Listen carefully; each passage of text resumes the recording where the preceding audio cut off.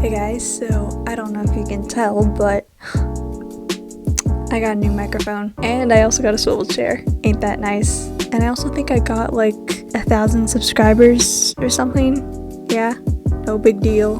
I already explained in my community post to the 12 people who saw it that yes, I did hit 1,000 subscribers. It took me 2 years to get here and I'm very thankful. So since Netflix finally came out with ARCANE icons, I figured now would be a good time to maybe change mine just for a moment, even though Stranger Things 4 just came out and whatever. Just for this video, I'm changing it to Jinx just to celebrate. Maybe I'll keep it, maybe I'll change it back to 11. Who knows? Oh my gosh, I love this chair so much. So we don't have a second to lose, so now let's watch episode 7. Oh, look who it is. The boy savior. Let's go. Let's freaking go. I'm so excited. Woo, Firelight music video. Let's go. I have heard that this is the only episode in ARCANE that doesn't start with a flashback. It starts with a music video, so it is kind of interesting, just kind of a different change of pace, I guess. I do kind of wish that maybe instead of the music video, it was a flashback of Echo. I mean the mysterious Firelight leader, whoever they are. I do kind of like these two perspective shots, kind of lack thereof because you can't see anything, but you could tell it cuts back and forth from Vi and Caitlin's POV. What's going on? Hey, stop! Get your hands off of me! Leave her alone! Let me go! Vi! Oh my gosh, yes, please, for the sake of Caitlin, please don't scare her like that with Vi. Go, go, go, go, go. Oh my gosh, I love him so much. And he's finally here. He's not wearing a mask. He has legit screen time now. About freaking damn time. Oh, the misery. Echo? Her face when she recognizes Echo. Man. I mean, if you think about all that time Vi was in jail, she probably didn't know what was happening with Echo. I mean, he lost Benzo, so he was probably just by himself. Maybe founded the Firelights along the way, I don't know. Again, I haven't played League of Legends, so I don't know, but like, just kind of bewildering to think about, you know? Are you working for Silco? Fork you. That's my boy Echo you're talking to. How dare you, Vi? Don't slander him. I missed you, little man. That is so well deserved. I mean, for the two of them, and like the audience especially, we've gone through so much with these characters. We deserve some levity. Just imagine if they became enemies for no good reason. Like, Vi is already enemies with Jinx. We don't need Echo in the mix. I'm so glad they're back to being besties. Jace will understand. Doubt. Oh. Hello. Heimerdinger will understand eventually. It's your time now, Jace. Stick to the masses, just Oh my like gosh. you've always dreamed. She's right. She's so right. That foreshadowing? Are you kidding me? Yeah, with what's gonna happen in the final scene, of course he's gonna understand. Whew, jeez. That's interesting. In the meantime, try not to lose your nuts. Good night, everybody. Look at that. Ooh, that especially. Look at that. Just look at that. Why would I remember her Love name? that shot. Oh, poor Jinx. She's freaking stapling herself back together. Stapling. I mean, I guess it does kind of make sense since she gets rid of wounds, physical or emotional, rather quickly. She just likes to, you know, cover it up just to get it out of the way so she doesn't have to think about it, no matter the cost or the pain or the lives. Come on. Oh yes, here we go. Here we go. And that transition. Mwah. Is that a real tree? If a single seed can make it down here, so could we. Oof. What a line. What a line. Ah, Yes, live long and prosper. Well, someone in the firelights has a photographic memory. Another device I love in theater is coughing into a handkerchief to show the audience that you are dying. You know, this meeting room looks pretty fancy for being in Zon. And why, hello, Finn. Is that jawline made of actual solid freaking gold? It's like a prosthetic. It reminds me of the one in the one that Dr. Poison wears in Wonder Woman. With what little character animation he has in this shot, I'm obsessed with it for some reason. It could probably be the absolute drip he's wearing right now. I mean, that fit, are you kidding me?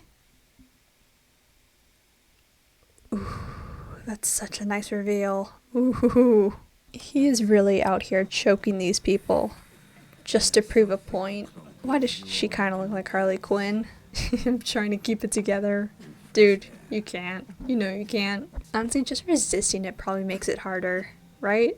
The fan conveniently turning on and off just when he sets the poison off. I mean, I'm assuming one of his goons is like controlling it or whatever, just to make sure they don't have any air to breathe. He looks so cool. Let her go. I brought her here. It's me you want. My hero. But I thought they were hurting you. I love this. Vi tells me I so can trust much. you. Hate Vi. I mean, Violin for life. Let me help you with that. Since it's been so long since Silco has done the eyedropper thing by himself, now he's used to Jinx doing it, which makes him afraid of doing it himself. Because he trusts Jinx that much. Honestly, their dynamic really is so compelling. I can explain. Don't move, silly. I might hurt you. Come on, Jinx. Stabby, stabby. But you found out she came back. You lied. You are like Papa! I wanted to protect you. Have you forgotten how she left you? Who found you? I am your family. Everyone else betrays us. Silco. He gaslights, he gatekeeps, he crime bosses. That eye acting. Ooh. This city needs healing. More than I ever realized. Damn straight. Also, can I just say, because I haven't said this before, her eyes are so pretty. I just need to say that.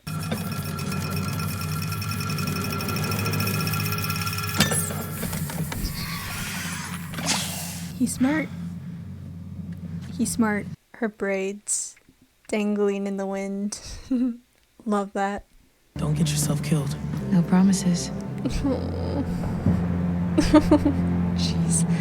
And the way she opens her eyes to look at Caitlin. Oh my god. It's been real, Cupcake. It's just a goodbye hug. She wouldn't do that. Not again. Also, I like the way Milo's ghost whatever moves. It's like kind of twitchy, kind of unnerving.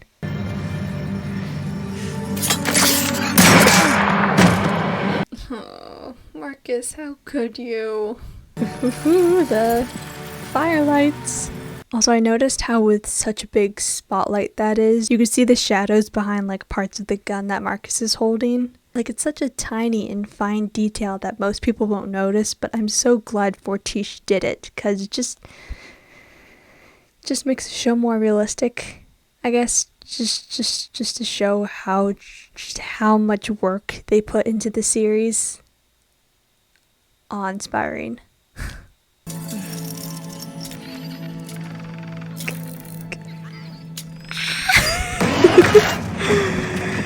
The Disneyland fireworks be like. Also, I don't know if you noticed, but look at this. Ugh, these earrings are so cute. I love them so much. Well, I guess those they glow, so butter light bombs are so amazing. They show up for like 2 seconds. They're already built up in previous episodes. I said that in my Act 2 video, but like, they look so cool. And with the graffiti, you can understand like that. They're Jinxes.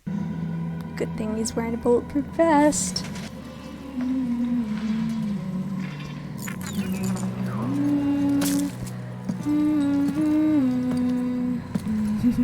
Okay, so did you hear that?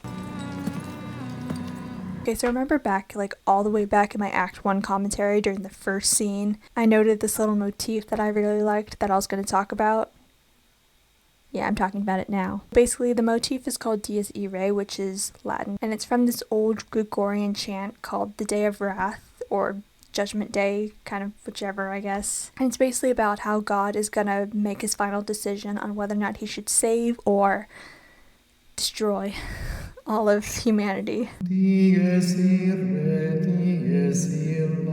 And he shall smite the wicked and plunge them into the fiery pit, and all that jazz. So to put it just very simply, the chant is about death. And believe it or not, Dies Irae is all over film and television scores, everywhere. Once you hear it, you will not be able to unhear it. There are so many great examples, some of which are from my favorite shows and movies and stuff.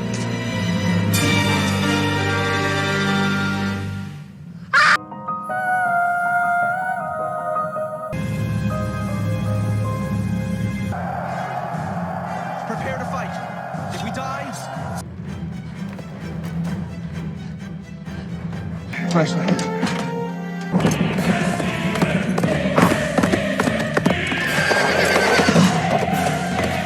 And I've also heard recent examples. There's, of course, ARCANE, and then most recently, the Batman. I think I heard it in Stranger Things 4. Okay, so why was the Dies Irae motif used in this song in ARCANE? Well, it's the song Little Baby Powder sang during the very opening scene of the show. And then you hear it again during my favorite score of the show, the bridge, and it's conveniently played when Vi and Little Baby Powder find out that their parents are, get this, dead.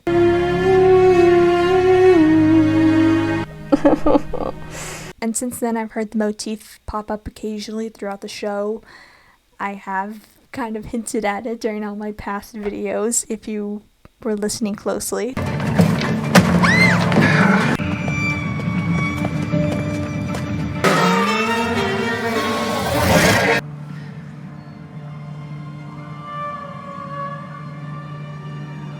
And then it's so fun to try to figure out like how death plays into it and like how it plays into the story, and it's just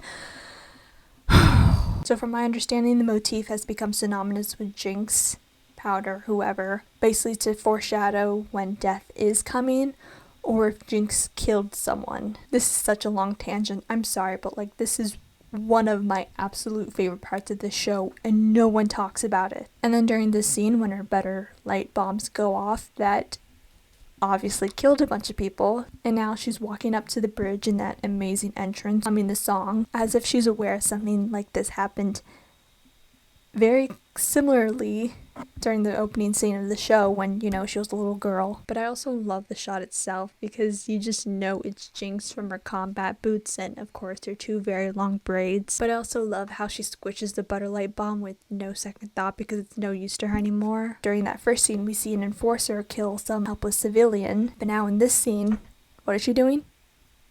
She's killing an enforcer. The cycle. It's the cycle. She's now on top of the food chain, getting ready to take down the government. One more thing I do have to credit is that Sideways is the person who taught me this. His videos are great. I'm the one who learned the whole Dies Irae thing from him, and I'm obsessed with it now, so thanks, man.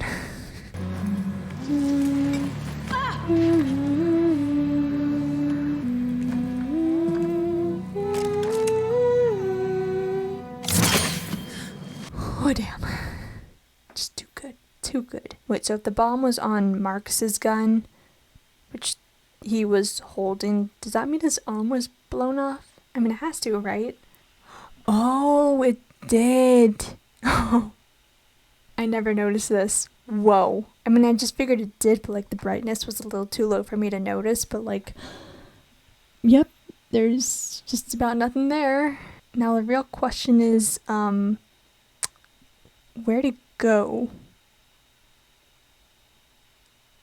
And I'm assuming some of the chunks got flown into Caitlin's face, right? I'm assuming. Oh my What are Oh no, not Marcus. I mean, I do feel bad for Caitlin though. Like, having a person die right before your eyes is... yeah.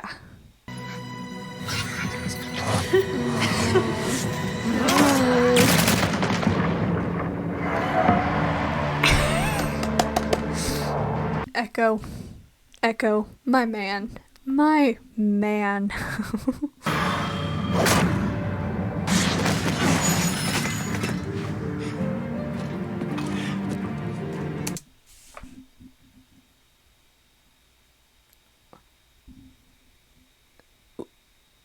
Was that the Akira skid?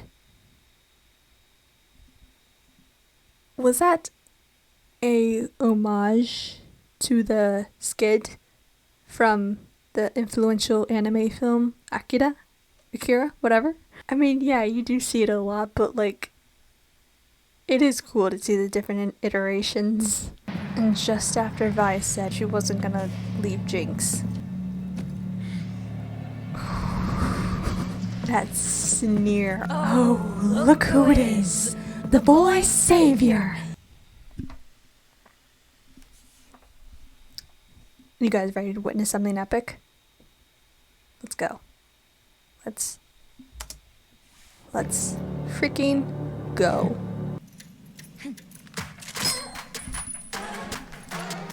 Let's go. Ooh, yay, man, I'm racking up white diamonds. Throw me in the sky, you is where the sun shines.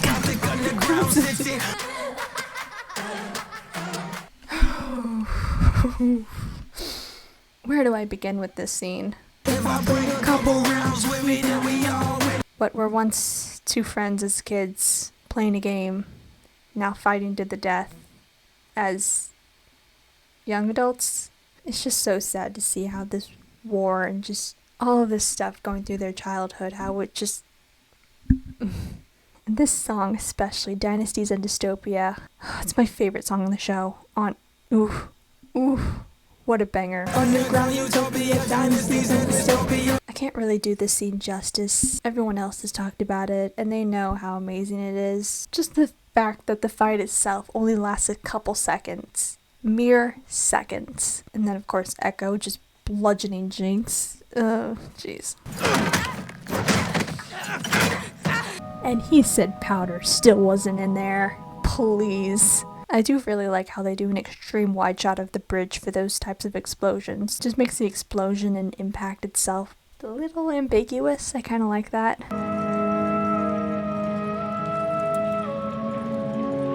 Did you hear that? Did you hear that? Just play it again.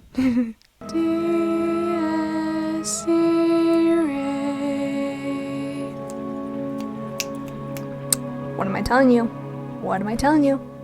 Okay, but now because it's playing during this scene, kind of makes me want to theorize like what the DAC ray motif meant in that shot. It could be the death of Echo and Jinx's friendship. Could be that Jinx is mostly dead. You know? It's fun to think about. And that would bring us to episode 8, Oil and Water. I really will just never get over how delicate yet impactful Mel's facial, animation is, her facial expressions. Like, yeah, it looks like she's not emoting anything, but you can see her thought process and you can see the gears behind her eyes, and it's just, ooh, that's what I love about her. I like how they hide Mel's mother's face in this scene, just to make her later revealed that more impactful with all their battle scars and stuff. Nice. Oh no, not her. Poor girl. She won't make trouble for us. Strip her of her possessions and send her to the far colonies. Good choice, Mel. Good choice. Just waiting. Yep.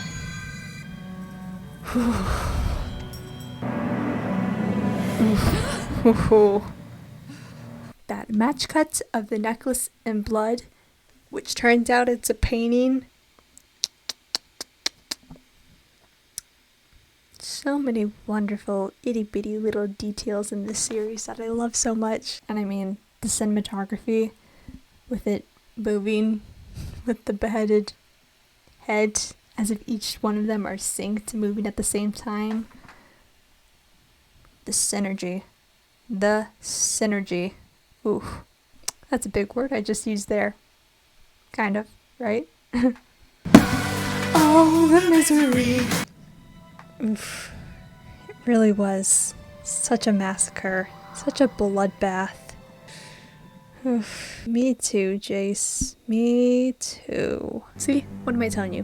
What am I telling you? The gears. The fact that she says so much by saying so little. Who lives here? Another counselor friend of yours?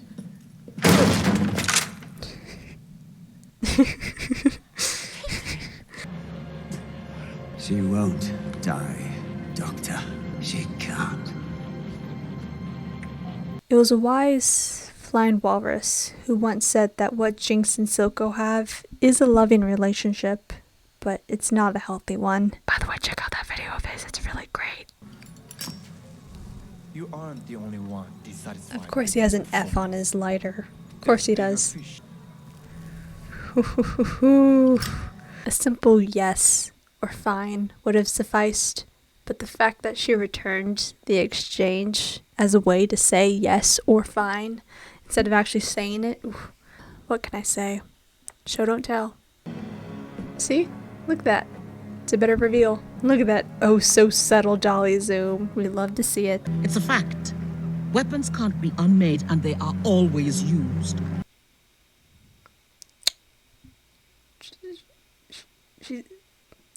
She's got a point. She kind of has a point. Hate to say it, but she kind of has a point. I'm off to sample the local cuisine. For crying out loud. I mean, seriously, who is that? Hal? The shot. They're yin and yang. Two opposites complement each other. They're so cute. But that match cut wasn't really.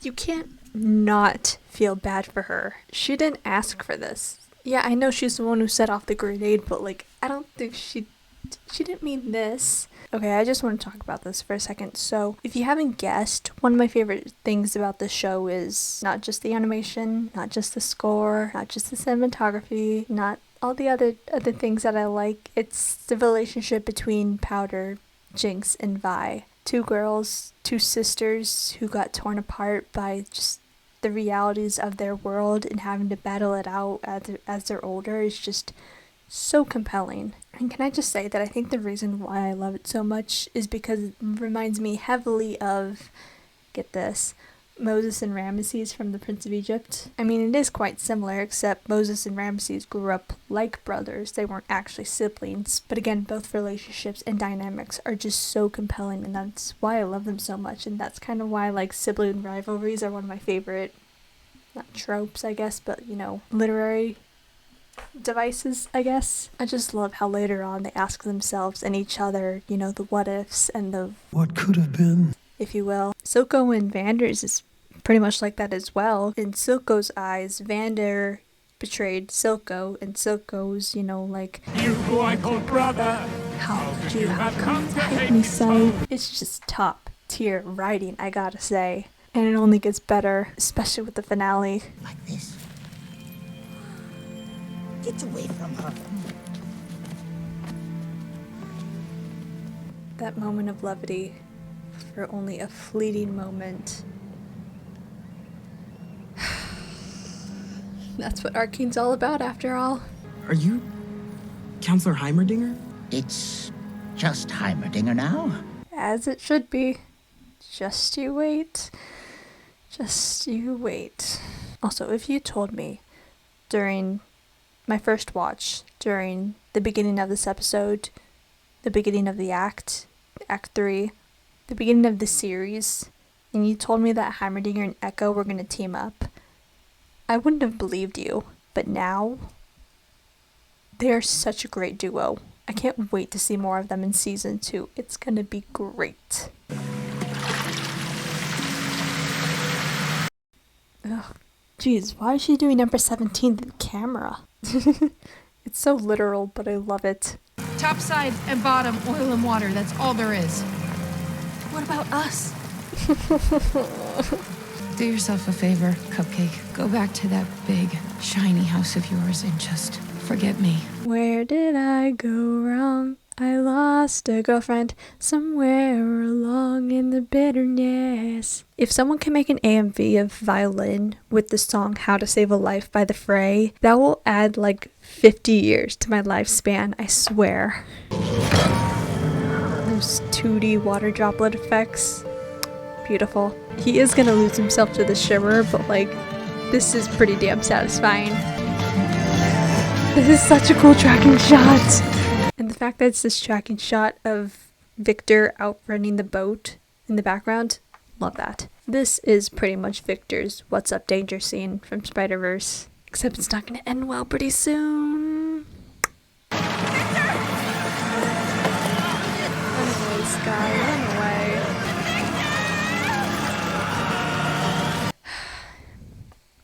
Well, there goes Sky. Yeah, she only had like 1 or 2 scenes. I mean, her death wasn't that heart-wrenching, I gotta be honest. She just didn't have that much development, that much screen time. But she's still a named character, so I'm like, oh. I could have you arrested. Have someone dragged off, don't bother to find out what it does to someone being stuffed in a stone box for weeks or months or even years? The fact that she is speaking from experience is so tragic. I just want to give her a hug. This so people notice you when you raise your hand in the boardroom? We built them. And yes, I know. Ooh. Did you hear that? And yes, I know Vi has her gauntlets and stuff in the game, so I'm pretty sure this was a pretty cool moment for fans. Ugh, why'd that kind of hurt? Someone close to me had a pair of these. And ooh, an electric guitar. Ooh.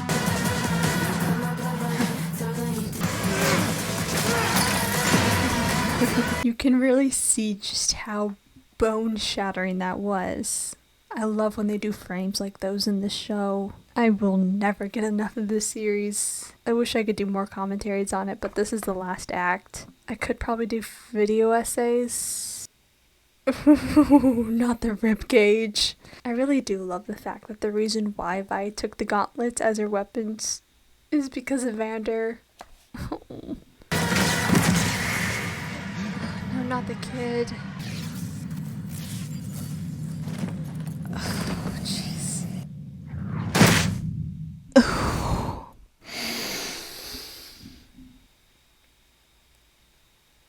I didn't need to hear the body. Thank you very much, Arcane. I hate it. I freaking hate it. No, why is he still alive? That was such a great height, and I bet it took them a while for them to get down. The build-up. The crescendo. Oof, Ray Chen, you are at it again. Shut up. Jinx. Stop. Stop. That is honestly too good.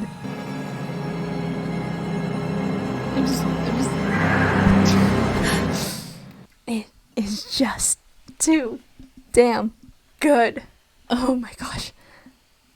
The ever so slight reveal of the shimmer. Oh my gosh, Jinx is shimmerfied now. And she looks so cool with it. Sad, but cool. Oh jeez, you really had to start with that shot?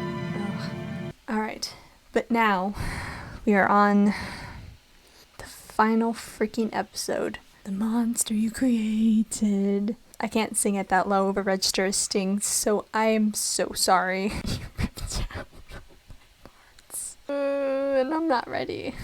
The next parents who get a message their kid isn't coming home, I don't even know where to take it. You've always been a part of this. You just never had to look it in the eye. I understand where Vi is coming from about how they have barely started yet and like yeah, that's the risk the boy was gonna take, even though he probably didn't do it on his own free will. But I could also understand where Jace is coming from, that yeah, he just killed a freaking child. So I can understand why he wants to, end all this. But for such a colorful show, it's so captivating to see so many morally great characters in it. Alright, last one. Here we go. Oh, the misery. Everybody wants to be my enemy. You gotta do anything about that piece of shit that murdered my boy. It really hits that much harder when we find out it's the son of a character we already know. Granted, not a good character, on the good side, but the fact that it is a character that we know hits it so much harder. The fact that she's a mother and she just lost her son. You really did rip out all my parts, Arcane. Are you happy? Are you happy, man? Now he's finding out that Sky was kind of in love with him. And now I feel like he regrets it even more because he was so focused on, Hex Tech that he didn't even realize, or maybe just didn't even reciprocate those feelings at all. Sir, you just killed your girlfriend. How do you feel about that? Mel, would you like... You go, Mel. You freaking go. Why did you do it? Because you weakened me. I couldn't endure the look in your eyes whenever I made the decisions, the necessary decisions to keep us safe.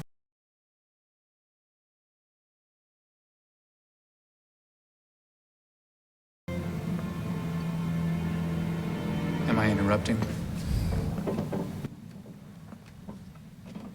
This scene is paralleling this scene from episode 2 where Jace is gonna but Victor says, am I interrupting? And just how much time has passed and just where they are with their well-being. We lost ourselves. In the pursuit of great, we failed to do good. We have to make it right. Dude, these writers deserve a raise. I'm telling you. Loyalty. Brothers and sisters back to back against whatever. Ooh, I love that reveal. Today is the day you die, Silco. That's a risk I've known all my life. In loyalty.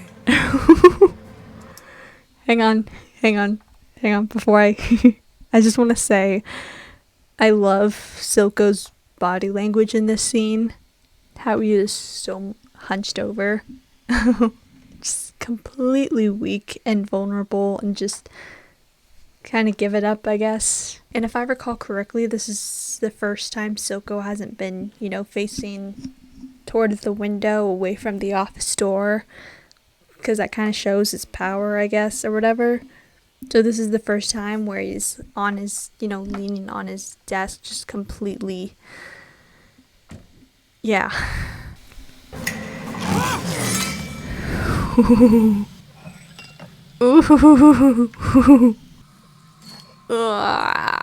No, thank you. Oh, look at Savika. I would have had your son killed for this, though I suppose we're ahead on that account. You are cold, Mr. Silco. You are cold. Also, yeah, in case you haven't noticed, Savika is very loyal to Silco. I really cannot get enough of this.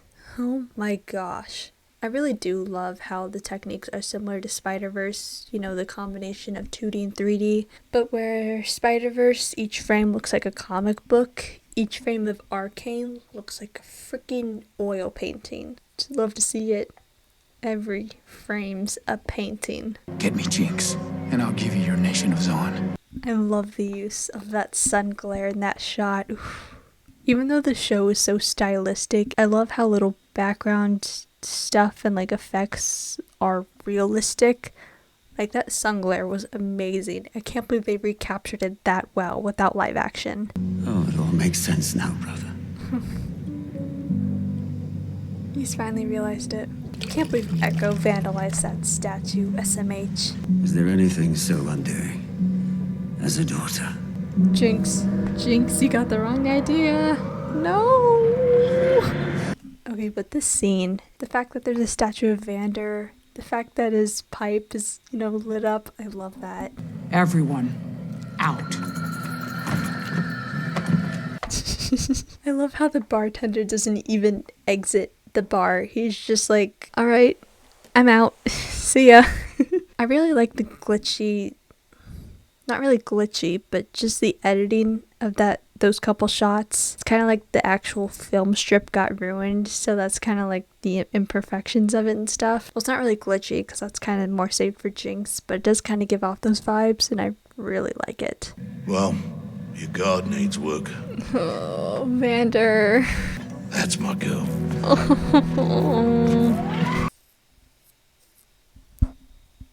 Vi deserved that. We deserved that. Vander, I love you. The way the last drop just is completely consumed by darkness, the stylized strobe effects during this choreography fight thing. Bravo, sis. You're walking a fine line, Jace. With respect, I don't give a shit what any of you think of me anymore. Frankly, my dear, I don't give a damn. In exchange for the Undercity's independence. What? I'm surprised that clip hasn't been used for like one of those what kind of controversial opinion of yours would get a reaction like that type of tweets. Because there are so many of them after all. Are we still sisters? Nothing is ever going to change that. Tea party time! Hi, Vio Olivia here. There was something I forgot to mention while I was filming this video that I might as well say now. The fact that Jinx brought them all back to the room where it happened, the room where it happened, the room where it happened. I paid your girlfriend a visit this morning. I love the framing of this shot. The fact that her head is... I made her a snack.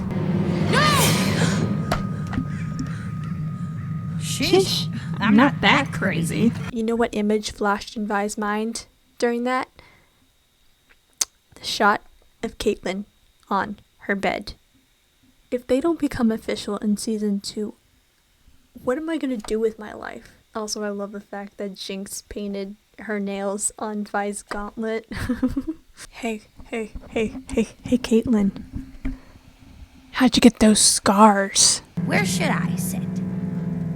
The fact that Jinx powder made seats that literally have both their names on them and asking Vi which one I should sit in is a very, very obvious metaphor that she basically turned literal. It's so on the nose, but that's Jinx for you, so I'll buy it. It checks out. It's just astounding how they were able to capture that so well in animation, that it wasn't live action or rotoscoped. It's so human and raw.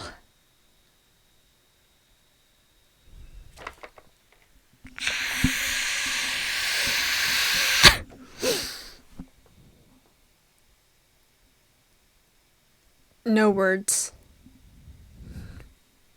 Those polar opposite emotions. Her eyes, it makes her look so otherworldly. Oh, we all know how amazing this show is. I don't need to tell you this.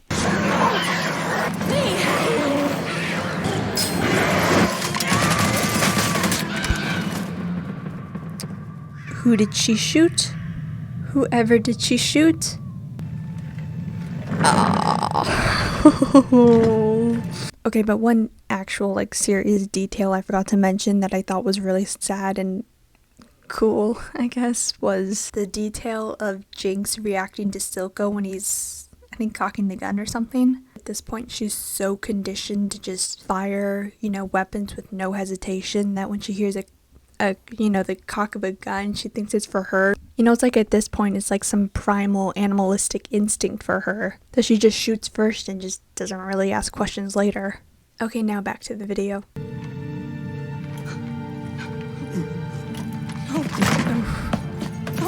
Don't cry. You're perfect. Okay, so I think Silco chose his words very carefully during that last scene.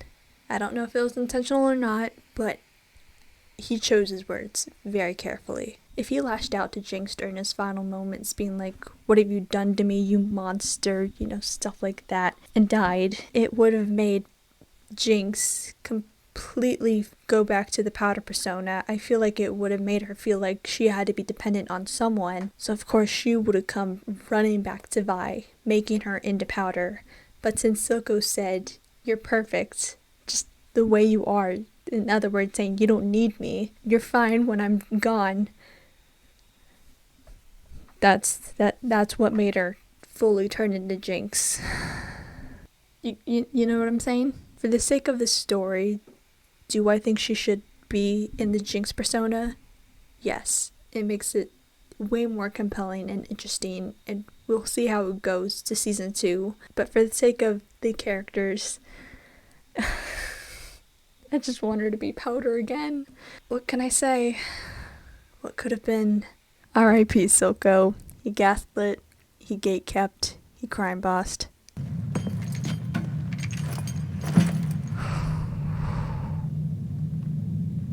So many jaw-dropping moments in this show. I just love how many times the camera cuts from her standing to sitting in the chair. It just makes it so much more impactful. It's kind of a similar technique in The Lion King when Rafiki is holding up baby Simba. There's like so many of those cuts just to show just how big of a moment it is. Yeah, it's pretty much that. And if I may show one more Prince of Egypt comparison. After giving it some thought and thinking it over, I realized that my favorite song from ARCANE is not Dynasties and Dystopia. It's this. Maybe you could love me like you used to, even though I'm different. That cut of her looking down, also love that. But you changed too. Here's to the new us. You ripped out all my parts. Jinx sheds a tear. The color of violet. I can't. Let's just finish it. Let's just finish it.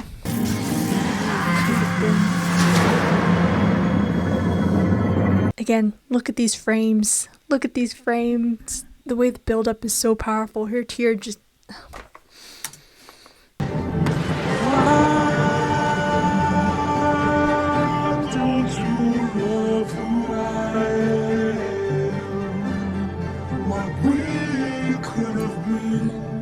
Yes, look at the two of them be besties. 'Cause I was meant to be yours.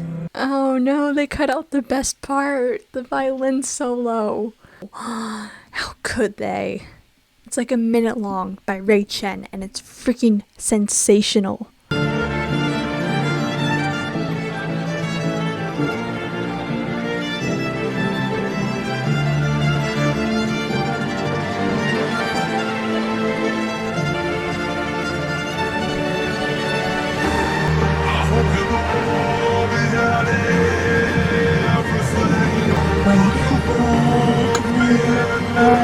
These pieces, I want you to hold like you hold in time. I want you to lose like I lose when I play.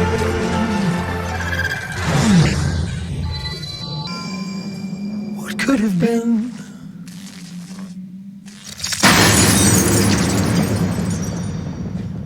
Now, if you excuse me, I'm gonna take some time to process this.